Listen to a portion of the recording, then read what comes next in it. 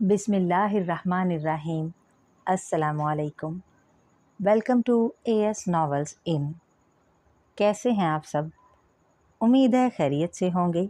आज जो long novel शुरू किया जा रहा है वो उमैरा अहमद का शोहराए आफाक नावल है, जिसका नाम है पीरे कामिल।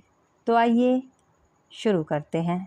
मेरी ज़िंदगी की सबसे बड़ी ख्वाहिश, बाल पॉइंट होंठों में दबाए वो सोच में पड़ गई। फिर एक लंबा सांस लेते हुए कदरे बेबसी से मुस्कुराई। बहुत मुश्किल है इस सवाल का जवाब देना। क्यों मुश्किल है? ज्वेरिया ने उससे पूछा।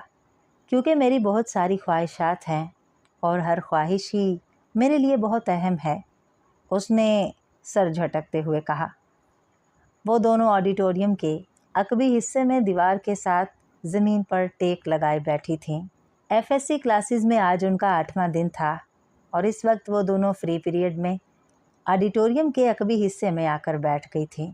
नमकीन मूंगफली के दानों को एक एक करके खाते हुए ज्वेरिया ने उससे पूछा, तुम्हारी ज़िंदगी की सबसे बड़ी ख्वाहिश क्या है इमामा? इमामा ने कदरे हैरानी से उसे देखा और सोच में पड़ गई। पहले तुम बताओ, तुम्हारी ज़िंदगी की सबसे बड़ी ख्वाहिश क्या है? इमामा ने जवाब देने की बजाय उल्टा सवाल कर दिया।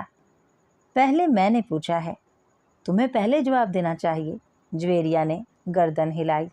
अच्छा ठीक है, मुझे और सोचने दो, इमामा ने फ़ौरन हार मानते हुए कहा।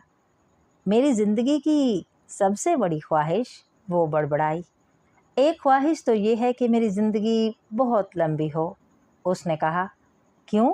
ज्वेरिया हंसी। बस 50-60 साल की ज़िंदगी मुझे बहुत छोटी लगती है। कम से कम 100 साल तो मिलने चाहिए इंसान को दुनिया में। और फिर मैं इतना सब कुछ करना चाहती हूँ।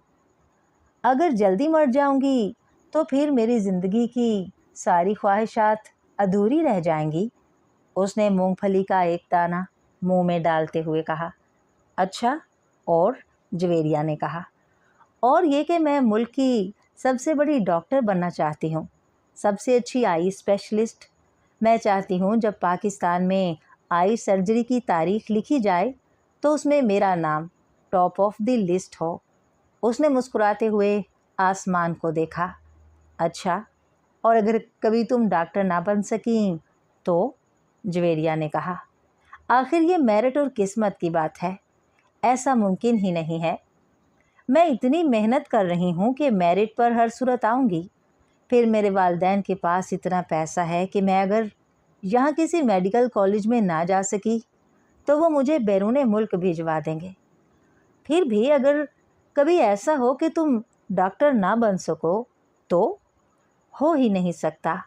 ये मेरी ज़िंदगी की सबसे बड़ी ख्वाहिश है। मैं इस प्रोफेशन के लिए सब कुछ छोड़ सकती हूँ। ये मेरा ख्वाब है और ख्वाबों को भला कैसे छोड़ा या भुलाया जा सकता है? इम्पॉसिबल।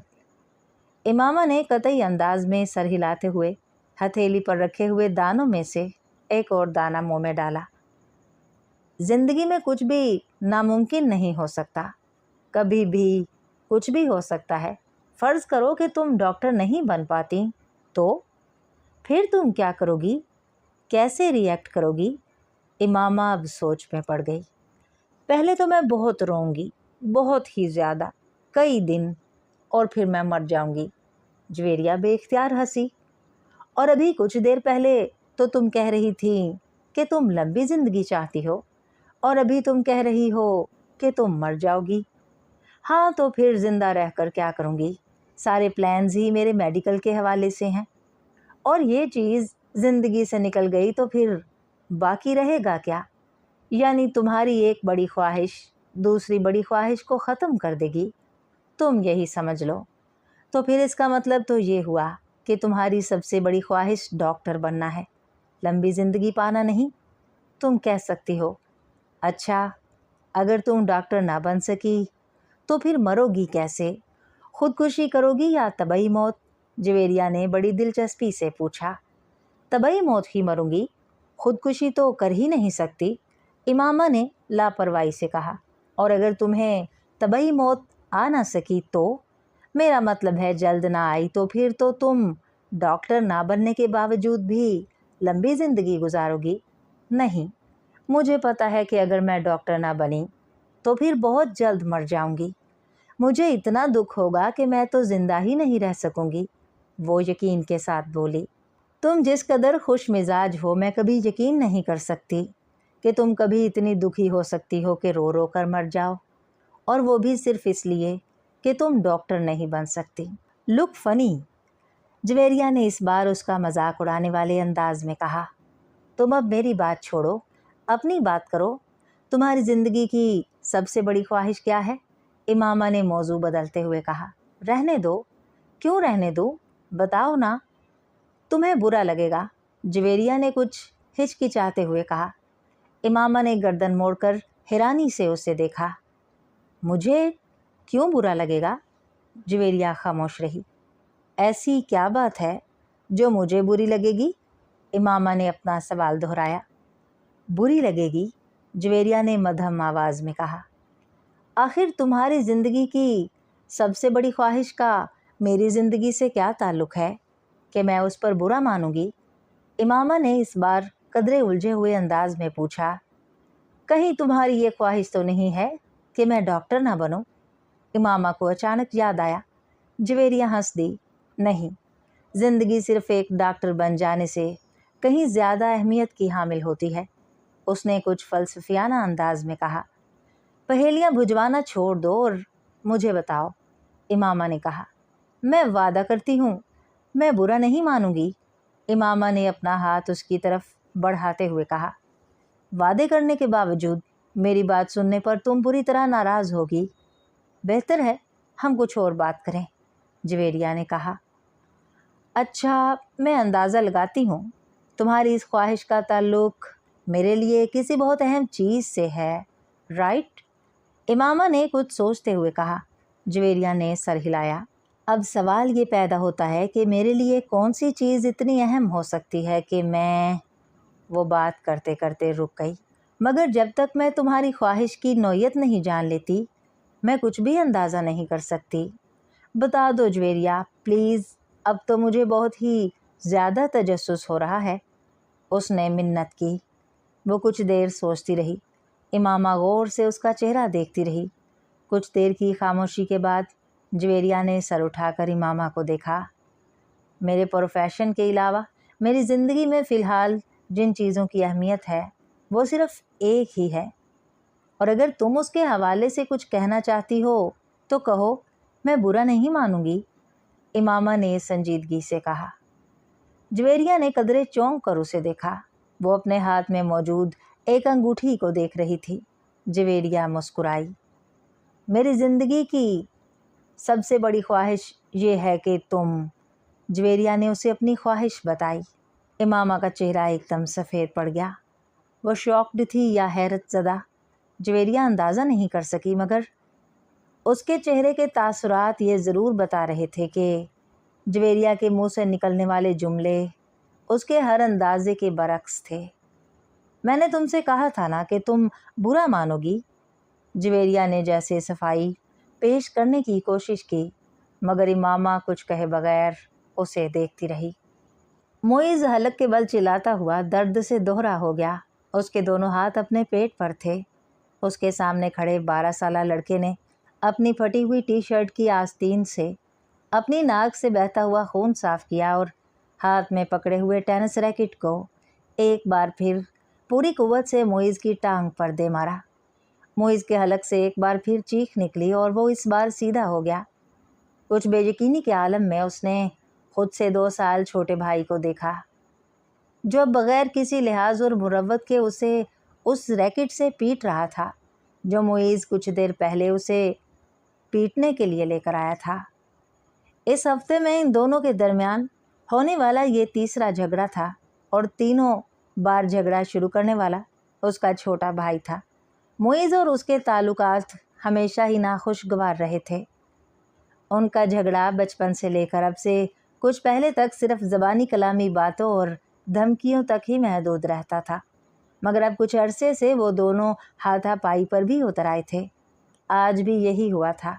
वो दोनों स्कूल से इकट्ठे वापस आए थे और गाड़ी से उतरते हुए उसके छोटे भाई ने बड़ी दुरुस्तगी के साथ पीछे डिग्गी से उस वक्त अपना बैग खींच कर निकाला जब मुईज़ अपना बैग निकाल रहा था। बैग खींचते हुए मुईज़ के हाथ को बुरी तरह रगड़ आई। मुईज़ बुरी तरह तिलमिलाया। तुम अंधे हो चुके हो। वो इत्मीनान से अपना बैग उठाए बेनियाजी से अंदर जा रहा था। मुईज़ के चिल्लाने पर उसने पलट कर उसको देखा और लाउंज का दरवाज़ा खोलकर अंदर चला गया। मुईज़ के तन बदन में जैसे आग लग गई। वो तेज़ कदमों से उसके पीछे अंदर चला आया। अगर दोबारा तुमने ऐसी हरकत की तो मैं तुम्हारा हाथ तोड़ दूंगा। उसके करीब पहुंचते हुए मुईज़ एक बार फिर धाड़ा। उसने बैग कंधे से उतार कर नीचे रख दिया और दोनों हाथ कमर पर रखकर खड़ा हो गया। निकालूंगा। तुम क्या करोगे? हाथ तोड़ोगे? इतनी हिम्मत है? ये मैं तुम्हें उस वक्त बताऊंगा जब तुम दोबारा ये हरकत करोगे। मुईज़ अपने कमरे की तरफ बढ़ा, मगर उसके भाई ने पूरी कुव्वत से उसका बैग खींचते हुए उसे रुकने पर मजबूर कर दिया। नहीं, तुम मुझे अभी बताओ। उसने मुईज़ का बैग उठाकर दूर फेंक दिया। मुईज़ का चेहरा सुर्ख हो गया। उसने ज़मीन पर पड़ा हुआ अपने भाई का बैग उठाकर दूर उछाल दिया। एक लम्हे के इंतज़ार किए बगैर उसके भाई ने पूरी कुव्वत से मुईज़ की टांग पर ठोकर मारी। जवाबन उसने पूरी कुव्वत से छोटे भाई के मुंह पर मुक्का मारा जो उसकी नाक पर लगा। अगले ही लम्हे उसकी नाक से खून टपकने लगा। इतने शदीद हमले के बावजूद उसके हलक से कोई आवाज़ नहीं निकली थी।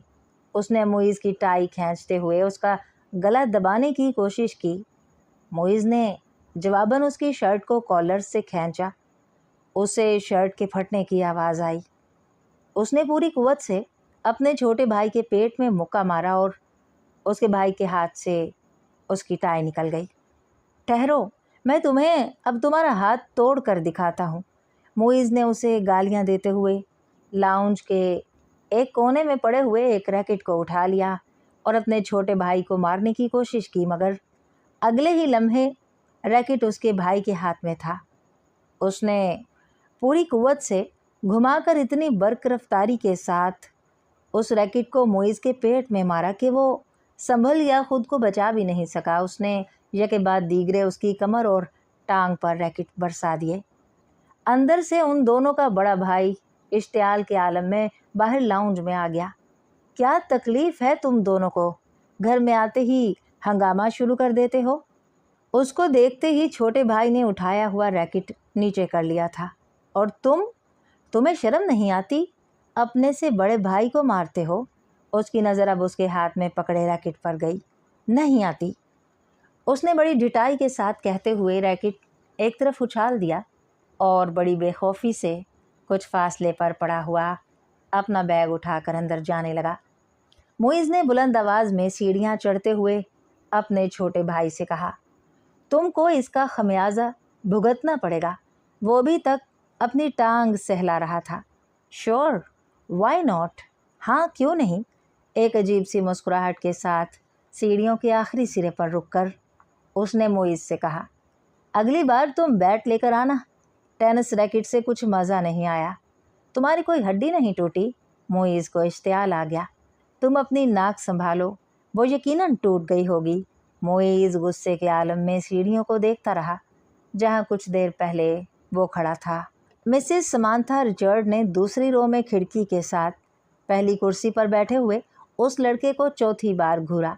वो इस वक्त भी बड़ी बेनियाजी से खिड़की से बाहर देखने में मसरूफ़ था।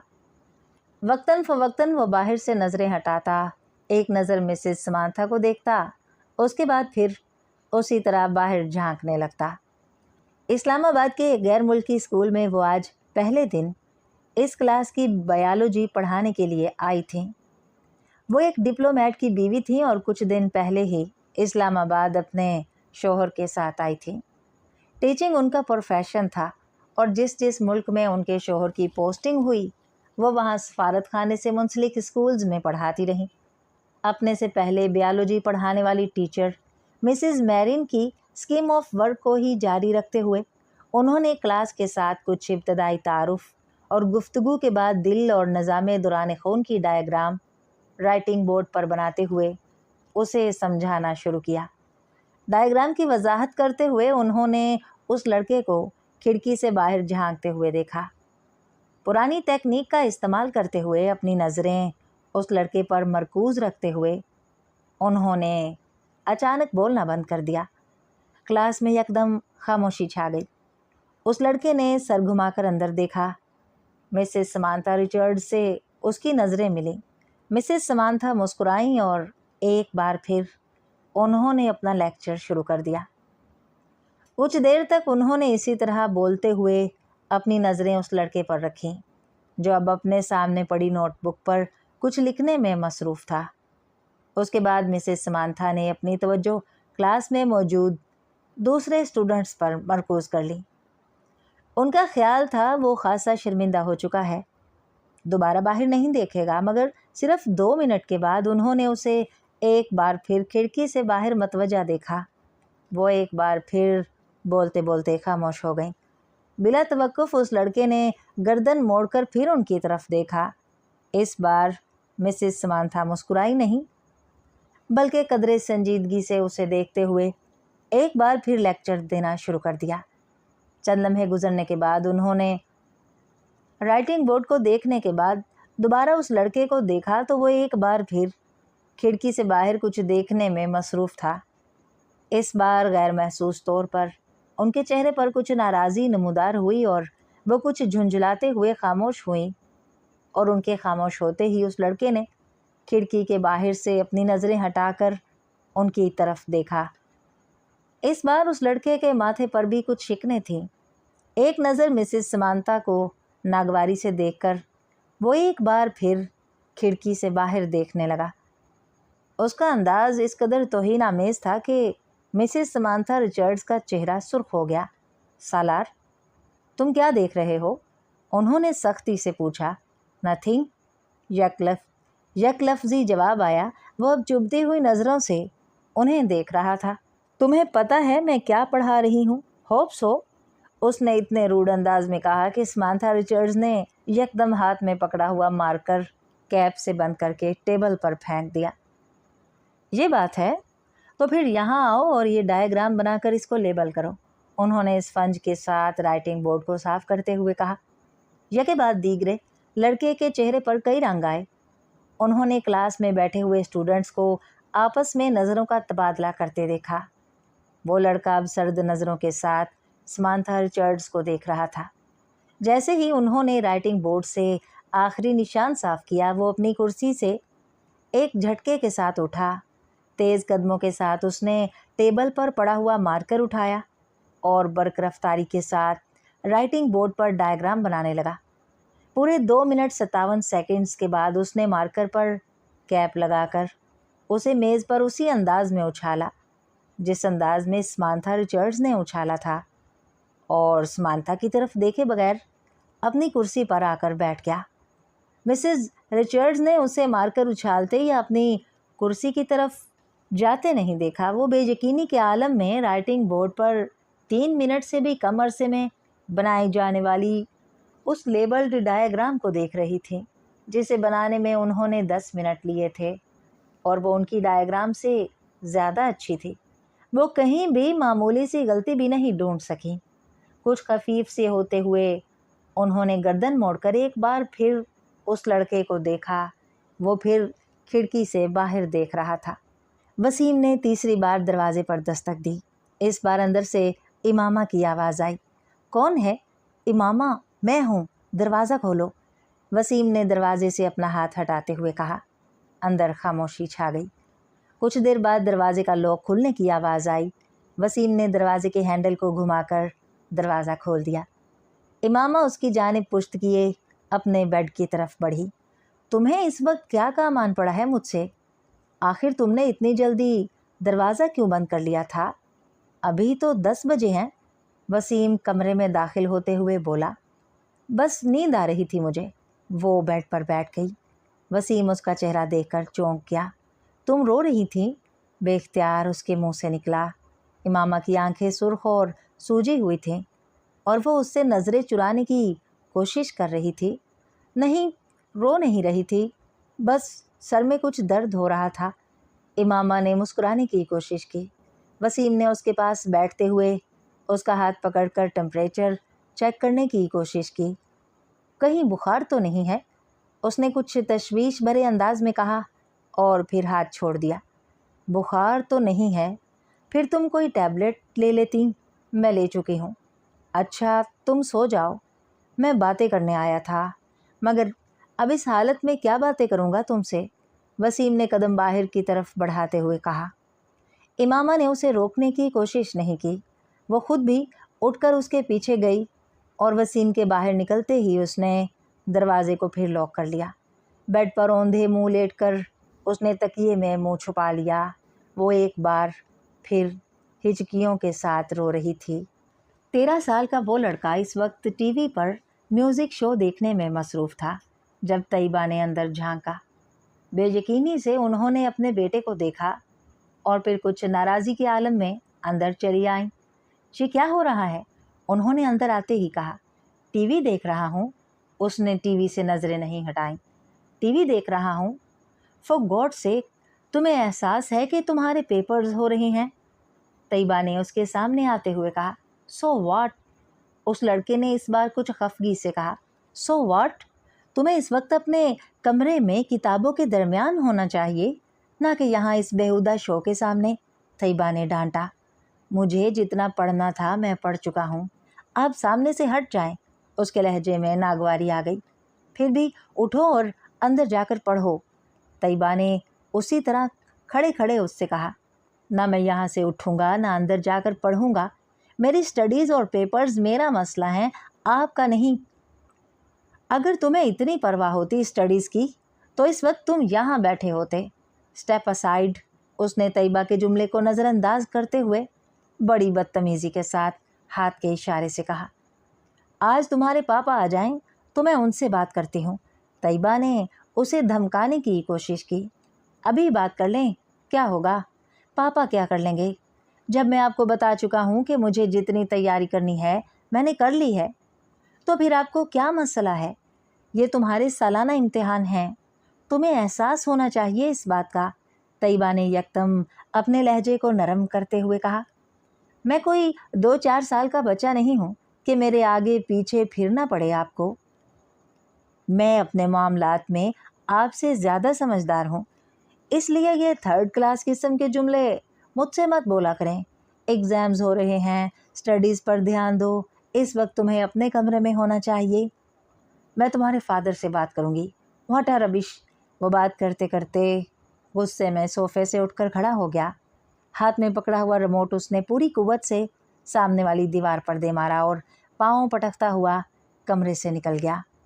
तैयबा कुछ बेबसी और खिफ़त के आलम में उसे कमरे से बाहर निकलता हुआ देखती रही। फ्लोमिना फ्रांसिस ने अपने हाथ में पकड़े पैकेट मेज़ पर रखते हुए एक नज़र हाल में दौड़ाई। पेपर शुरू होने में अभी 10 मिनट बाकी थे और हाल में मौजूद स्टूडेंट्स किताबें, नोट्स और नोटबुक्स पकड़े तेज़ी से सफ़े आगे पीछे करते उन पर आखिरी नज़रें डाल रहे थे। उनकी जिस्मानी हरकत से उनकी परेशानी और इज़्तिराब का इजहार हो रहा था। फ्लोमिना फ्रांसिस के लिए ये एक बहुत मानूस सीन था। फिर उनकी नज़रें हॉल के तकरीबन दरमियान में बैठे हुए सालार पर जा पहुंची। 25 स्टूडेंट्स में इस वक्त वो वाहिद स्टूडेंट था जो इत्मीनान से अपनी कुर्सी पर टांग रखे बैठा था। एक हाथ में स्केल पकड़े आहिस्ता आहिस्ता उसे अपने जूते पर मारते हुए वो इत्मीनान से इधर उधर देख रहा था। फ्लोमिना के लिए यह सीन भी नया नहीं था। अपने 7 साल कैरियर में उन्होंने पेपर्स के दौरान सालार को इसी बेफिक्री और लापरवाही का मुजाहरा करते पाया था। 9:02 पर उन्होंने सालार के पास से गुजरते हुए उसे MCQs पर मबनी ऑब्जेक्टिव पेपर थमाया। 30 मिनट के बाद उसे वो पेपर उनसे लेना था। 9:10 पर उन्होंने सालार को अपनी कुर्सी से खड़ा होते देखा। उसके खड़े होते ही हॉल में उससे पीछे मौजूद तमाम स्टूडेंट्स ने सर उठाकर उसे देखा। वो पेपर हाथ में लिए फ्लोमिना फ्रांसिस की तरफ जा रहा था। फ्लोमिना फ्रांसिस के लिए ये भी नया सीन नहीं था। वो पहले भी यही कुछ देखती आई थी। 30 मिनट में हल किया जाने वाला पेपर वो 8 मिनट में हल करके उनके सर पर खड़ा था। पेपर को दोबारा देख लो। उन्होंने ये जुमला उससे नहीं कहा। वो जानती थी उसका जवाब क्या होगा। मैं देख चुका हूँ। वो अगर उसे एक बार फिर पेपर देखने पर मजबूर करती तो वो हमेशा की तरह पेपर्स लेकर जाकर अपनी कुर्सी के हत्थे पर रखकर बाजू सीने पर लपेट कर बैठ जाता। उन्हें याद नहीं था कभी उसने उनके कहने पर पेपर को दोबारा चेक किया हो, और वो ये तस्लीम करती थी कि उसे इसकी ज़रूरत भी नहीं थी। उसके पेपर में किसी एक भी गलती को ढूंढना बहुत मुश्किल काम था। उन्होंने एक हल्की सी मुस्कुराहट के साथ उसके हाथ से पेपर पकड़ लिया। तुम जानते हो सालार, मेरी ज़िंदगी की सबसे बड़ी तमन्ना क्या है? उन्होंने पेपर पर नज़र डालते हुए कहा कि मैं तुम्हें 30 मिनट का पेपर 30 मिनट के बाद सबमिट करवाते हुए देखूं। वो उनकी बात पर खफीफ से अंदाज में मुस्कुराया। आपकी ये ख्वाहिश इस सूरत में पूरी हो सकती है मैम, अगर मैं ये पेपर 150 साल की उम्र में हल करने बैठूं। नहीं, मेरा ख्याल है 150 की उम्र में तुम ये पेपर 10 मिनट में करोगे। इस बार वो हंसा और वापस मुड़ गया। फ्लोमिना फ्रांसिस ने एक नज़र उसके पेपर के सफ़ात को उलट पलट कर देखा। एक सरसरी सी नज़र भी उन्हें ये बताने के लिए काफ़ी थी कि वो इस पेपर में कितने नंबर गंवाएगा। 0। सलमा ने अपनी बेटी के हाथों में गिफ्ट पेपर में लिपटे हुए पैकेट को हैरानी से देखा। ये क्या है मामा? तुम तो मार्केट गई थी, शायद कुछ किताबें लेनी थी तुम्हें। हाँ अम्मी, मुझे किताबें ही लेनी थी, मगर किसी को तोहफे में देने के लिए। किसको तोहफ़ा देना है? वो लाहौर में एक दोस्त है मेरी, उसकी सालगिरह है, उसी के लिए ख़रीदा है। कोरियर सर्विस के ज़रिए भिजवा दूंगी, क्योंकि मुझे तो अभी यहाँ रहना है। लाओ, मुझे दे दो ये पैकेट, मैं वसीम को दूंगी, वो भिजवा देगा। नहीं अम्मी, मैं अभी नहीं भिजवाऊंगी, अभी उसकी सालगिरह की तारीख नहीं आई। सलमा को लगा जैसे वो यकदम घबरा गई हो। उन्हें हैरानी हुई, क्या ये घबराने वाली बात थी? 3 साल पहले इमामा की वजह से उन्हें बहुत ज़्यादा परेशानी का सामना करना पड़ा था। उन्हें और उनके शौहर हाशिम को। वो तब अपनी बेटी के बारे में बहुत फ़िक्रमंद थी और हाशिम उनसे ज़्यादा। मगर पिछले 3 साल में सब कुछ ठीक हो गया था। वो दोनों अब उसकी तरफ से मुकम्मल तौर पर मुतमईन थे, ख़ास तौर पर असजद से उसकी निस्बत तय करके। वो जानती थी मामा असजद को पसंद करती हैं, और सिर्फ वही नहीं, असजद को कोई भी पसंद कर सकता था। वो हर लिहाज से एक अच्छा लड़का था। वो ये भी जानती थी कि वो असजद से निस्बत तय होने पर बहुत खुश हुई थी। असजद और उसके दरमियान पहले भी खासी दोस्ती और बेतकल्लुफ़ी थी, मगर बाज़ दफ़ा उन्हें लगता जैसे वो वक्त गुजरने के साथ साथ बहुत चुप होती जा रही है। वो पहले ऐसी नहीं थी, मगर अब वो स्कूल जाने वाली बच्ची भी तो नहीं रही, मेडिकल कॉलेज की स्टूडेंट है। फिर वक्त भी कहाँ होता है उसके पास। सलमा हमेशा खुद को तसल्ली दे लेती। वो उनकी सबसे छोटी बेटी थी। बड़ी दोनों बेटियों की वो शादी कर चुकी थी, एक बेटे की भी शादी कर चुकी थी, जबकि 2 बेटे और इमामा गैर शादीशुदा थे। अच्छा ही है कि ये संजीदा होती जा रही है। लड़कियों के लिए संजीदगी अच्छी होती है। उन्हें जितनी जल्दी अपनी जिम्मेदारियों का एहसास हो जाए उतना ही अच्छा है। सलमा ने एक गहरी सांस लेते हुए इमामा से नज़रें हटा ली। वो छुट्टियों में घर आई हुई थी, और जितने दिन वो यहाँ रहती उनकी नज़रें उसी पर मरकूज़ रहती। पता नहीं ये साजिद कहाँ रह गया। जो भी काम उसके ज़िम्मे लगाओ बस भूल ही जाओ। उन्हें अचानक अपने मुलाजिम का ख्याल आया जिसके पीछे वो लाउंज में आई थी। बड़बड़ाते हुए वो लाउंज से निकल गईं। ये न्यू ईयर नाइट थी। नया साल शुरू होने में 30 मिनट बाकी थे। 10 लड़कों पर मुश्तमिल 14-15 साल के लड़कों का वो ग्रुप पिछले 2 घंटे से अपने अपने मोटरसाइकिल्स पर शहर की मुख्तलिफ सड़कों पर अपने करतब दिखाने में मसरूफ़ था। उनमें से चंद ने अपने माथे पर चमकदार बैंड्स बांधे हुए थे, जिन पर नए साल के हवाले से मुख्तलिफ पैगामात दर्ज थे। वो लोग 1 घंटा पहले पोश इलाके की एक बहुत बड़ी सुपर मार्केट में मौजूद थे, और वहाँ वो मुख्तलिफ लड़कों पर आवाज़ें कसते रहे थे। अपनी बाइक्स पर सवार अब मुख्तलिफ जगहों पर चक्कर लगा रहे थे। उनके पास फायर क्रैकर्स मौजूद थे, जिन्हें वो वक्तन फ़वक्तन चला रहे थे। 11:15 पर वो जिम खाने के बाहर मौजूद थे, जहां पार्किंग लॉट गाड़ियों से भर चुका था। ये गाड़ियां उन लोगों की थीं जो जिम खाने में नए साल के सिलसिले में होने वाली एक पार्टी में आए थे। इन लड़कों के पास भी उस पार्टी के दावती कार्ड मौजूद थे, क्योंकि उनमें से तकरीबन तमाम के वालिदैन जिम खाने के मेंबर थे। वो लड़के अंदर पहुंचे तो 11:55 हो रहे थे। चंद मिनटों में डांस फ्लोर समेत तमाम जगहों की लाइट्स ऑफ हो जानी थी और उसके बाद बाहर लॉन में आतिशबाजी के एक मुजाहरे के साथ नया साल शुरू होने पर लाइट्स ऑन होना थी और उसके बाद तकरीबन तमाम रात वहाँ रक्स के साथ साथ शराब पी जाती, जिसका एहतमाम नए साल की इस तकरीब के लिए जिम खाना की इंतज़ामिया ख़ास तौर पर करती थी। लाइट्स ऑफ होते ही वहाँ एक तूफ़ान बदतमीज़ी का आगाज़ हो जाता था और वहाँ मौजूद लोग इसी तूफ़ान बदतमीज़ी के लिए वहाँ आए थे। 15 साल वो लड़का भी 10 लड़कों के इस ग्रुप के साथ आने के बाद उस वक्त डांस फ्लोर पर रॉक बीट पर डांस कर रहा था। डांस में उसकी महारत काबिल दीद थी।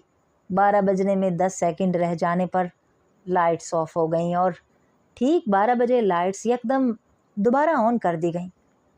अंधेरे के बाद सेकंड्स गिनने वालों की आवाज़ें अब शोर और खुशी के कहकहों और चीखों में बदल गई थीं। चंद सेकंड्स पहले थम जाने वाला म्यूज़िक एक बार फिर बजाया जाने लगा।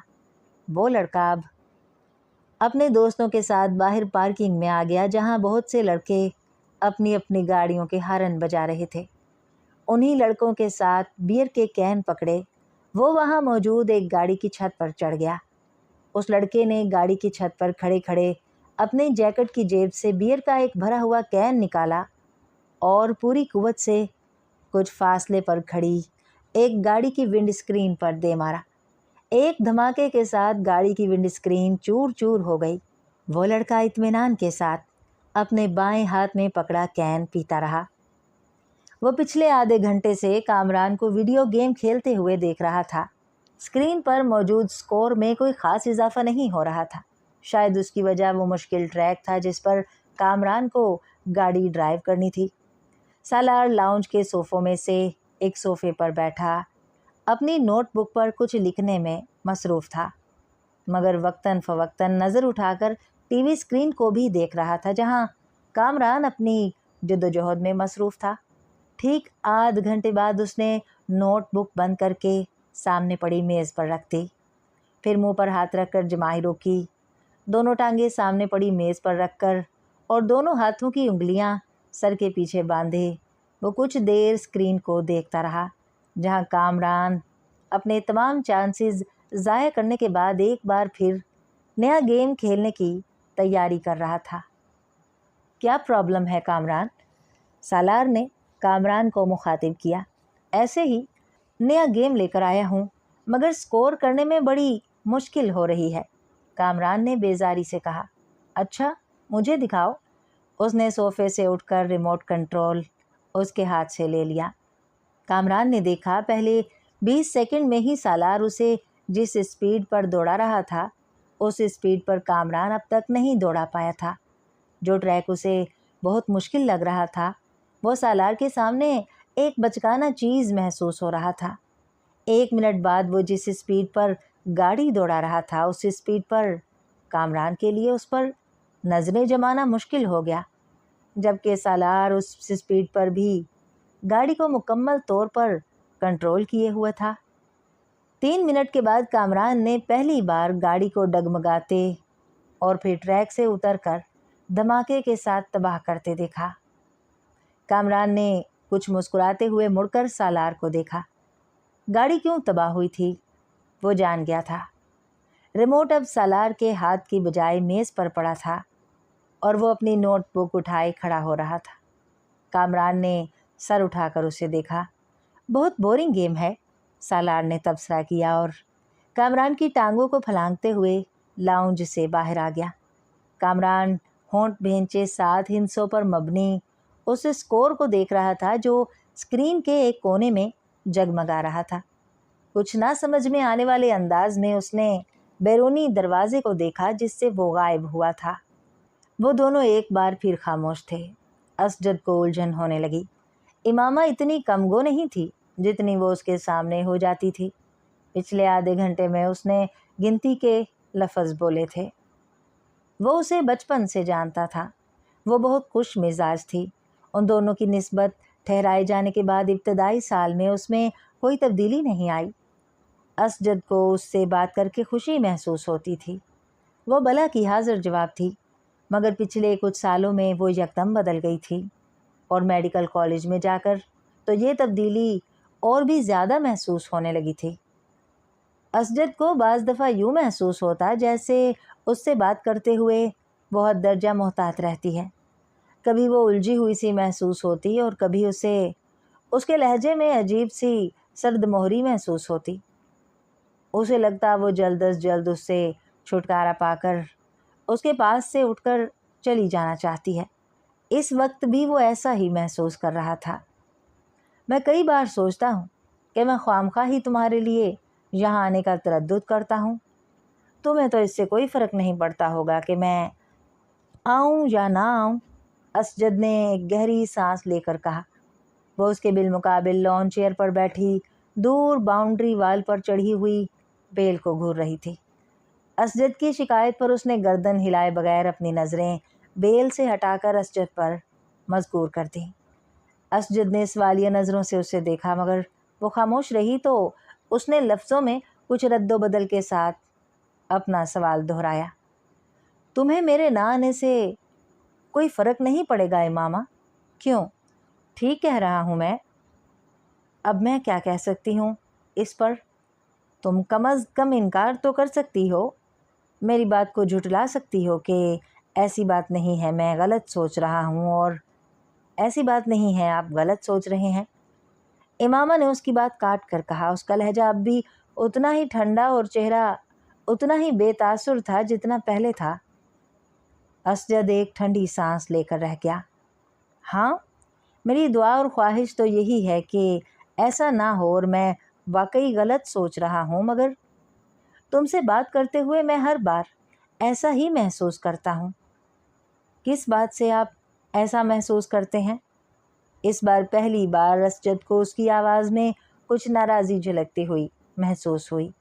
बहुत सी बातों में तुम मेरी किसी बात का ढंग से जवाब ही नहीं देती, हालांकि मैं आपकी हर बात का ढंग से जवाब देने की भरपूर कोशिश करती हूँ।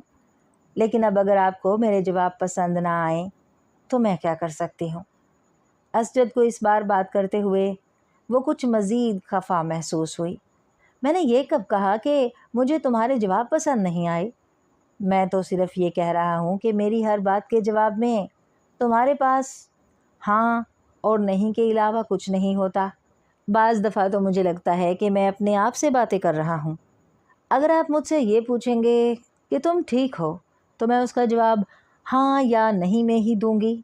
हाँ और नहीं के अलावा इस सवाल का जवाब किसी तकरीर से दिया जा सकता है, तो आप मुझे वो दे दें, मैं कर दूंगी। वो बिल्कुल संजीदा थी।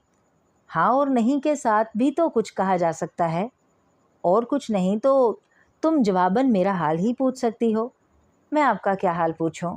जाहिर है अगर आप मेरे घर आए हैं, मेरे सामने बैठे हैं, मुझसे बातें कर रहे हैं, तो इसका वाज़िया मतलब तो यही है कि आप ठीक हैं, वरना आप इस वक्त अपने घर बिस्तर पर पड़े होते। ये फॉर्मेलिटी होती है इमामा। अरे आप जानते नहीं, मैं फॉर्मेलिटीज़ पर यकीन नहीं रखती। आप भी मुझसे मेरा हाल ना पूछा करें, मैं बिल्कुल माइंड नहीं करूँगी।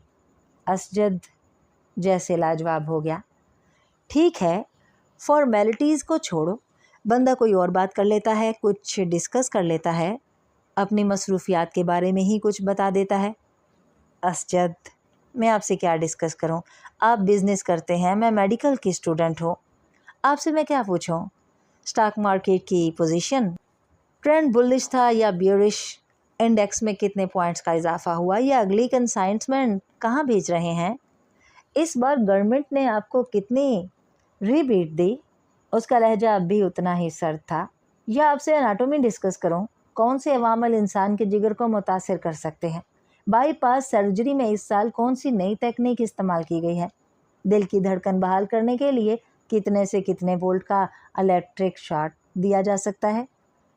तो हम दोनों की मसरूफियात तो ये हैं, अब इनके बारे में डिस्कशन से आप और मैं मोहब्बत और बेतकल्लुफ़ी की कौन सी नई मंजिलें तय करेंगे, वो मेरी समझ से बाहर है। असजद का चेहरा सुर्ख हो गया। वो उस लम्हे को कोस रहा था जब उसने इमामा से शिकायत की थी। और भी तो मसरूफियात होती हैं इंसान की, असजद ने कदरे कमज़ोर लहजे में कहा। नहीं, पढ़ाई के अलावा मेरी तो और कोई मसरूफियात नहीं है, इमामा ने कतियत से सर हिलाते हुए कहा। पहले भी तो हम दोनों आपस में बहुत सी बातें करते थे। इमामा ने उसकी बात काट दी। पहले की बात छोड़ें, अब मैं वक्त ज़ाया करना अफोर्ड नहीं कर सकती। हैरत मुझे आप पर हो रही है, आप बिजनेसमैन होकर इतनी इमेच्योर और इमोशनल सोच रखते हैं। आपको तो खुद बहुत प्रैक्टिकल होना चाहिए। असजद कुछ बोल ना सका। हम दोनों के दरमियान जो रिश्ता है वो हम दोनों जानते हैं। अब अगर आप मेरी प्रैक्टिकल अप्रोच को बेइल्तफ़ाती, बेनियाज़ी, नाराज़ी समझें तो मैं क्या कर सकती हूँ। मैं आपके साथ यहाँ बैठी हूँ तो इसका मतलब यही है कि मैं इस रिश्ते को अहमियत देती हूँ, वरना कोई अजनबी तो इस तरह यहाँ मेरे साथ बैठकर चाय नहीं पी सकता। वो एक लम्हे के लिए रुकी। और जहाँ तक इस बात का ताल्लुक़ है कि आपके आने या ना आने से मुझे कोई फ़र्क पड़ेगा या नहीं, हकीकत ये है कि हम दोनों ही बहुत मसरूफ़ रहते हैं। हम मॉडर्न एज की पैदावार हैं। ना मैं कोई हीर हूँ, ना आप रांझे के कबीले से ताल्लुक़ रखते हैं कि मेरे लिए घंटों ये फरीज़ा सर अंजाम देंगे। सच यही है कि फ़र्क वाकई नहीं पड़ता कि हम दोनों मिलें या ना मिलें, बातें करें या ना करें। हमारा रिश्ता वही रहेगा जो अब है, या आपको लगता है कि इसमें कोई तब्दीली आ सकती है? अगर असजद के माथे पर पसीना नहीं आया था तो इसकी वाहिद वजह दिसंबर का महीना था। उन दोनों की उम्र में 8 साल का फ़र्क था, मगर इस वक्त पहली बार असजद को ये फ़र्क 18 साल का महसूस हुआ। वो उसे अपने से 18 साल बड़ी लगी थी। 2 हफ्ते पहले वो 19 साल की हुई थी, मगर इस वक्त असजद को लग रहा था जैसे वो टीन एज से सीधी उधेड़ उम्री में चली गई थी और ख़ुद वो एक बार फिर प्री टीन में आ गया था।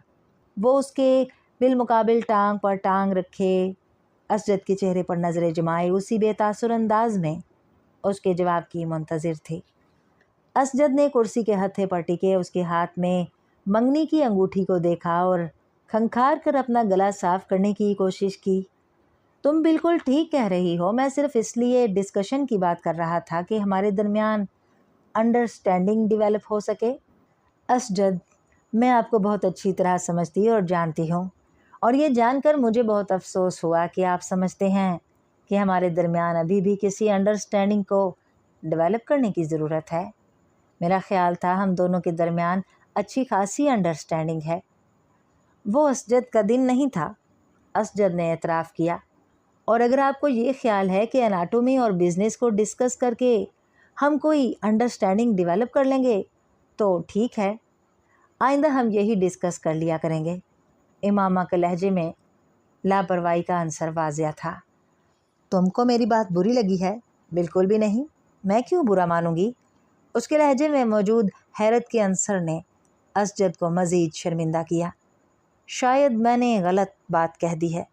शायद नहीं, यकीनन, उसने तीनों लफ्ज़ों पर बारी बारी ज़ोर देते हुए कहा। तुम जानती हो मेरे नज़दीक ये रिश्ता कितनी अहमियत का हामिल है। मेरे बहुत से ख्वाब हैं इस रिश्ते के हवाले से, तुम्हारे हवाले से। असजद ने एक गहरा सांस लेकर कहा।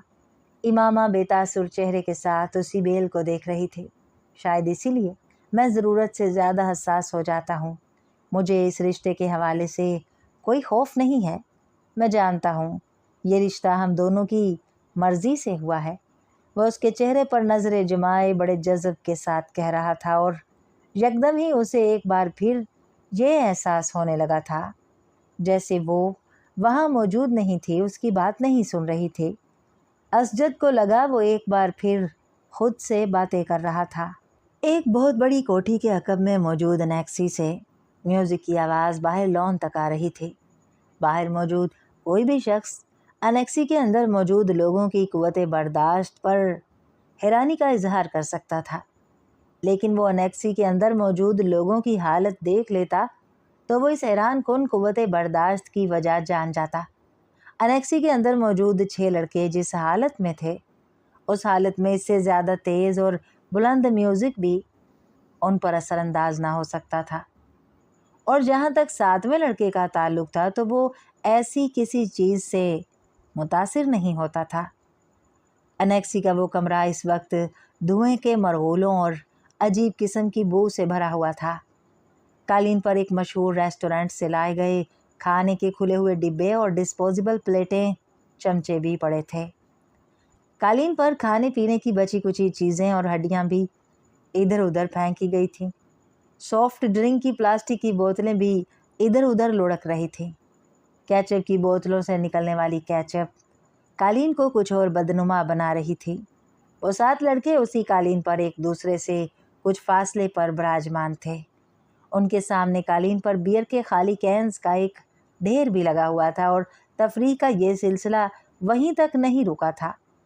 इस वक्त वो इन ड्रग्स को इस्तेमाल करने में मसरूफ़ थे जिनका इंतज़ाम उनमें से एक ने किया था।